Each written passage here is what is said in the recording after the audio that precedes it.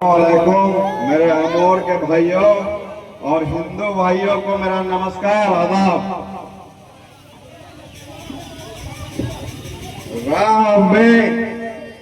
राह में खतरे भी हैं, लेकिन ठहरता कौन है? मौत कल आती है, आज आ जाए डरता कौन है? तेरे लश्कर के मुकाबिल मैं अकेला हूं, मगर फैसला मैदान में होगा कि मरता कौन है। फैसला मैदान में होगा कि मरता कौन है। ये लाइन मेरे प्रदेश के अध्यक्ष जनाब अख्तरुल इमान साहब के लिए है कि जिस तरह से आपने 2020 में 5 लोगों को कामयाब किया, लेकिन उसमें से 4 लोगों ने मेरे प्रदेश अध्यक्ष के साथ गद्दारी किया। आज मेरा प्रदेश अध्यक्ष अकेला जरूर है, लेकिन मैं आप लोगों का शुक्रिया अदा करता हूँ। ये मेरी बड़ी ख्वाहिश थी, मेरी दिली तमन्ना थी कि आप लोगों ने, जिस अमर के मेरे भाइयों ने पूरे बिहार को और हमको एक मेरा शेर बिहार अख्तरुल इमान जैसा सदर देने का काम किया। आपका बहुत बहुत शुक्रिया अदा करता हूँ मैं इस बात के लिए। देखिए मेरे भाइयों, आप लोग देख रहे हैं कि किस तरह से हम लोग आज महागठबंधन में शामिल होने के लिए भाजपा और जन सांप्रदायिक शक्तियों को रोकने के लिए लगातार मुशक्कत कर रहे हैं, लगातार प्रयास कर रहे हैं। जो हर मुमकिन प्रयास था वो हम लोगों ने किया, ताकि बाद में ये सारे लोग रोने लगते हैं कि मम्मी मम्मी हमसे हमारा चॉकलेट छीन लिया, जैसा कि हमारे सदर साहब ने कहा। तो अब ये ढोंग तुम्हारा चलने वाला नहीं है। अब हम समझ चुके हैं और हम जाग चुके हैं। अल्हम्दुलिल्लाह हम 18% के लोग अब 12% वाले को अपना कायद मानने के लिए हरगिज तैयार नहीं है। अल्हम्दुलिल्लाह आज के वक्त में हम लोगों के पास हमारे बैरिस्टर जनाब असदुद्दीन ओवैसी के रूप में हम लोगों को अपना कायद मिल चुका है।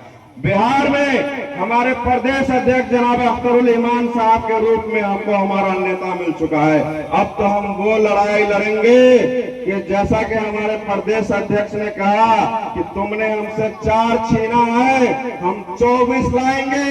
और मैं तो कहता हूँ इंशाअल्लाह 24 ही नहीं, क्योंकि मैं मेरे प्रदेश अध्यक्ष का मैं एक सेना हूँ, एक जवान हूँ उनका, तो मैं कहना चाहता हूँ कि मैं 24 ही नहीं, इंशाअल्लाह हम लोग 40 लाने की लड़ाई लड़ेंगे और इस लड़ाई को वहां तक पहुंचाएंगे कि इस बिहार का, प्रदेश का मुख्यमंत्री एक दिन मेरा अख्तरुल इमान बने इंशाअल्लाह।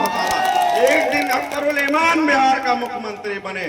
बहुत हो गया कि अब हम किसी को बनाने के लिए, किसी को रोकने के लिए, किसी को हराने के लिए अब तो हमको सोचना पड़ेगा कि हम खुद कैसे बने, हम खुद कैसे जीते, हमारे लोग कैसे आए। आज आप देख रहे हैं कि किस तरह से 2% 5% के लोगों का अपना एक नेता है, अपनी एक पार्टी है जो अपनी सीट भी नहीं बचा पाता, कहता है कि हम डिप्टी सीएम बनेंगे। आप लोग देख रहे हैं ना, आज आपको पता है कि भाजपा के अलावा जितनी भी पार्टी है वो मुसलमानों के कंधे पे अपना पैर रख के सियासत करना चाहती है और अपनी कुर्सी को जमाना चाहते हैं। वो लोग, ये लोग कहते हुए नजर आएंगे कि मुसलमान ताले की चाबी है सरकार बनाने की। हम उन लोगों को कहना चाहते हैं कि हम चाबी नहीं है, तुम तो बेखबर हो, हम तो पूरा का पूरा ताला है। क्योंकि एक ताले की 10 चाबी हो सकती है, एक चाबी का 10 ताला नहीं हो सकता है। क्योंकि हमारी और मुसलमानों की जरूरत हर पार्टी को है। आज तो मैं बड़े अफसोस के साथ कहता हूँ कि मेरे कुछ भाई जमशुरात जैसी पार्टियों का समर्थन कर रहे हैं, उसका प्रचार प्रसार कर रहे हैं, जिसके सुप्रीमो ये कहते हुए पाए जाते हैं कि सरकार बनाने के लिए मुसलमानों की जरूरत नहीं है। हमको सब पता है कि सरकार बनाने के लिए किसकी जरूरत है और किसकी नहीं है। इंशाअल्लाह ताला मिशन 2025 के तहत इन लोगों को करारा जवाब देने का काम करेंगे। और मैं आप लोगों का शुक्रिया अदा इसलिए भी करना चाहता हूं कि आज मैं मेरे प्रदेश अध्यक्ष के कर्म क्षेत्र में अमौर में आया हूं और आप लोगों का शुक्रिया है कि आप लोगों ने मजलिस को पहले पहचाना, मजलिस को मजबूत किया। इंशाअल्लाह ताला जिस तरह से आज सीमांचल में आप लोगों ने मजलिस को मजबूत करने का काम किया है, मैं मिथिलांचल की सरजमीन दरभंगा से आता हूं। हम लोग इंशाअल्लाह ताला बिहार का दूसरा सीमांचल मिथिलांचल को बनाने का काम करेंगे। और जिस तरह से हैदराबाद की सरजमीन पे दारुस्सलाम में बिना जाति बिना धर्म देखे सभी तरह के लोगों की मदद की जाती है, खिदमत की जाती है। इंशाअल्लाह ताला हमारे बैरिस्टर साहब से जब हम लोग 4 के बदले 40 लाने का काम करेंगे तो मैं भी दरख्वास्त करूंगा कि दूसरा दारुस्सलाम सीमांचल की धरती पर देने का काम करें। और इंशाअल्लाह सीमांचल से भी हम लोग ऐसे ही खिदमत करते रहेंगे।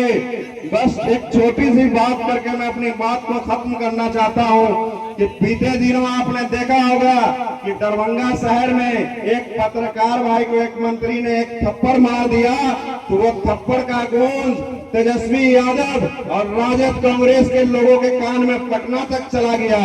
लेकिन वही बगल में चौसीमा कल्याणपुर में नसीर शाह की कस्टडी में हत्या कर दी गई, वो आवाज तेजस्वी यादव के कान में नहीं गई। जाले के दोगड़ा पंचायत में 15 साल की मासूम बच्ची तरन्नुम परवीन को मार के तालाब में फेंक दिया, जिसको आज तक इंसाफ नहीं मिला, वो आवाज तेजस्वी के कान में नहीं गई। तुम सिंहवाड़ा आ सकते हो जाले में, लेकिन जालेर शहर में नहीं जा सकते हो। तुम जतिन के यहाँ जा सकते हो, तुम जो है नरेश के यहाँ जा सकते हो, लेकिन तुम सदर आलम के यहाँ नहीं जा सकते हो, नसीर शाह के यहाँ नहीं जा सकते हो। अब ये खेल चलने वाला नहीं है, हम समझ चुके हैं तुम्हारा खेल। और जो मेरे मुसलमान भाई कुछ राजद में अपने आप को बड़े कद्दावर नेता समझते हैं मिथिलांचल की जमीन पर, उन लोगों का भी हाल हमने वोटर अधिकार यात्रा में देखा कि किस तरह से उसकी गाड़ी पे मुकेश सहनी आंध्रा तेलंगाना से आए हुए लोगों की जगह तो थी, लेकिन वो बड़े कद्दावर नेता कहलाने वाले लोग HRD मिनिस्टर रहे हुए, दूरसंचार मंत्री रहे हुए, बिहार वित्त मंत्री रहे हुए, मौजूदा राज्यसभा सांसद, ऐसे लोगों की उस गाड़ी पर जगह नहीं थी। भीड़ का हिस्सा बने हुए थे, अपना मोबाइल और पर्स चोरी करवा रहे थे। वो आदमी मीडिया में कहता हुआ पाया जाता है कि MIM वालों की हैसियत नहीं है बिहार में चुनाव लड़ने की।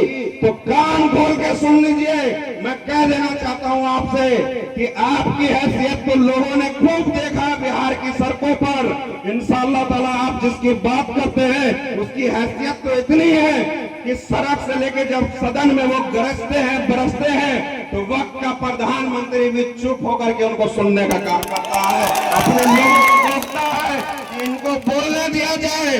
अगर इसको रोकेंगे तो ये और बढ़ेगा।